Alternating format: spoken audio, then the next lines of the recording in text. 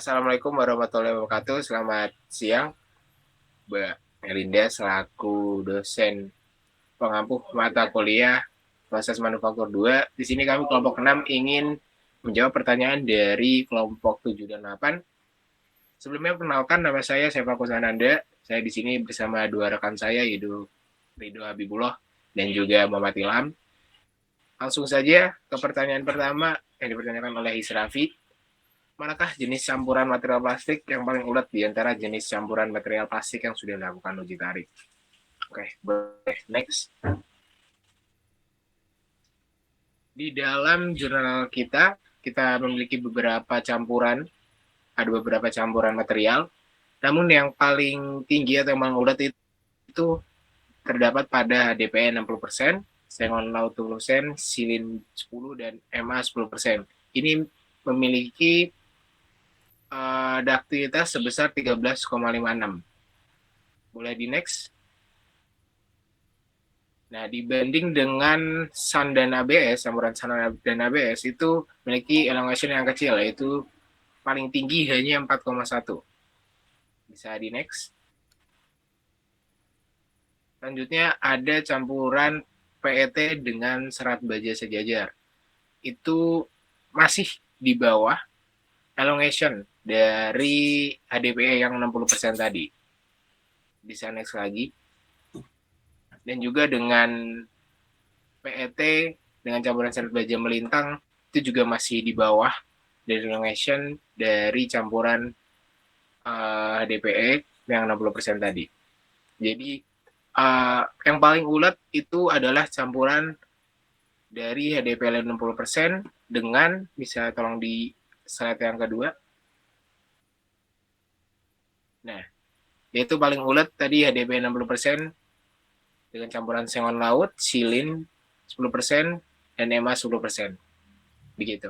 Oke, selanjutnya ke pertanyaan kedua. Dari Haidar Zaki, bagaimana penambahan filler, misalnya serat kaca atau karbon dalam campuran plastik mempengaruhi hasil uji? Jadi apakah penambahan filler itu mempengaruhi dari hasil uji? Jawabannya adalah penambahan filler seperti serat kaca atau karbon itu dapat meningkatkan kekuatan tarik dan kekakuan campuran plastik, dan juga serat ini bertindak sebagai penguat yang dapat menahan beban tarik lebih tinggi dibandingkan plastik murni. Namun distribusi filler yang tidak merata atau interaksi yang buruk antara filler dan lateks plastik dapat menyebabkan penurunan sifat mekanis secara keseluruhan. Cukup dari saya, bisa dilanjutkan oleh rekan saya.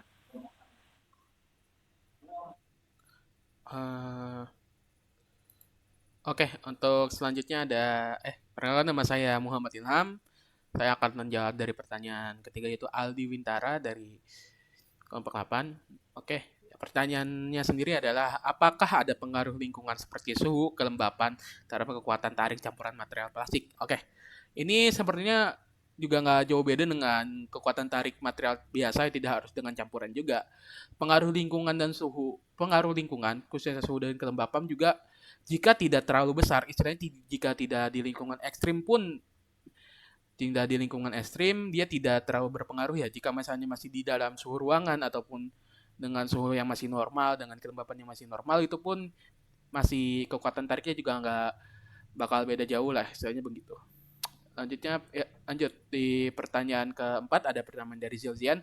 Oke, yang pertama dulu adalah apakah seluruh jenis material plastik dapat dicampurkan? Untuk pengujian tarik tersebut, lalu karakteristik plastik yang manakah yang lebih unggul dari hasil pengujian tarik tersebut? Plastik tanpa campuran atau plastik daur ulang dengan campuran? Oke, untuk material plastik sendiri itu nggak semuanya bisa digabungkan ya. Ada kondisi tertentu, yaitu misalnya dengan sifatnya yang tidak jauh beda, seperti yang tadi bilang HDPE dengan SAN dengan dan lain sebagainya itu sendiri. Untuk yang kedua, yaitu manakah yang lebih unggul dari hasil pengujian tarik tersebut? Oke, bisa lanjut ke slide selanjutnya. Oke, ini kalau kita lihat di sini, manakah yang lebih unggul itu adalah, kita lihat satu persatu dulu. Kalau misalnya yang pertama ini ada hasil uji tarik dengan serat baja melintang. Serat baja melintang sendiri kalau misalnya kita lihat di sini, Untuk kekuatan plastik PET dengan serat baja melintang ini yang paling tinggi ada di 52,5 untuk regang untuk kekuatan tegangan tariknya sendiri di paling tinggi 52,5 ini dengan syarat kawat melintang. Oke, lanjutnya di serat baja sejajar ini juga lebih tinggi daripada serat baja melintang tadi sekitar 62,5 dengannya sendiri. Lanjut. Ini hasil uji tarik dari material komposisi HDPE yang di mana HDPE-nya 80%, itu dia malah paling tinggi di 886,1 Newton. Lanjut. Hasil uji tensilnya sendiri itu ini paling tinggi adalah paling tinggi di 671,7 di SAN 100%. Oke, lanjut.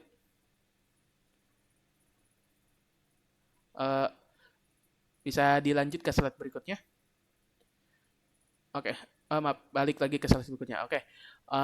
Untuk pertanyaan Jillian ini sendiri kan mana yang lebih baik antara tanpa campuran dengan campuran? Oke, untuk sebenarnya kalau misalnya kita lihat dengan campuran itu sendiri khususnya dicampur dengan daur ulang itu malah kalau misalnya dilihat itu dapat merendahkan dari sifat kekuatan tariknya itu sendiri untuk kalau misalnya digabung dengan daur ulang. Tapi kalau misalnya dengan material yang berbeda itu ada istilahnya tuh eh, ada khususnya sendiri lah, ada kekuatan tariknya sendiri.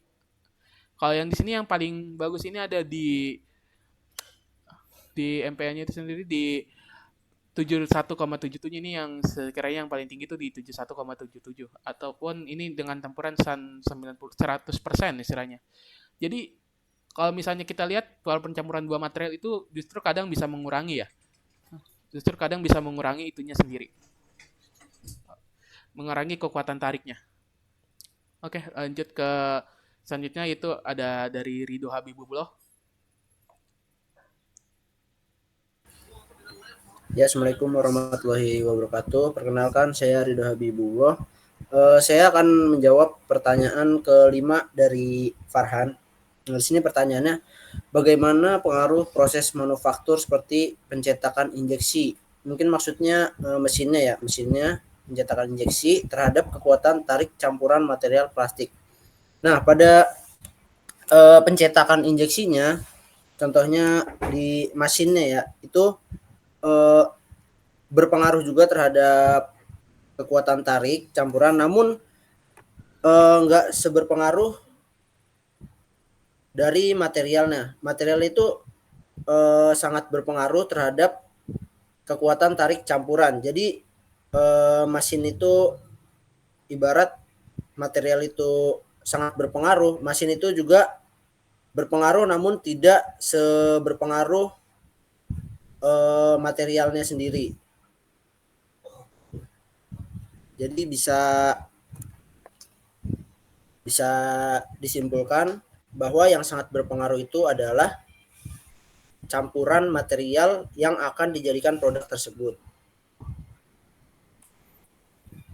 Kemudian pertanyaan selanjutnya dari Mutawali, pertanyaan terakhir itu, apakah ada faktor kerusakan mesin injeksi ketika melakukan pencampur material plastik? Nah, di sini maksudnya apakah ketika mencampur material plastik itu akan menyebabkan kerusakan pada mesin injeksi?